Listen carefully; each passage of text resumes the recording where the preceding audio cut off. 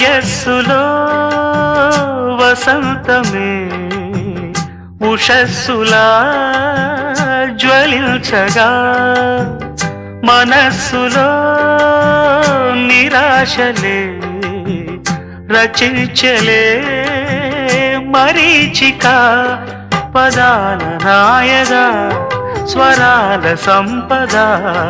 తరాల నా కథ క్షణాలదే కదా గతించిపోవు గాథనేనని ఆమని పాడవే హాయిగా మూగవై పోకు ఈ వేళ రాలేటి పూల రాగాలతో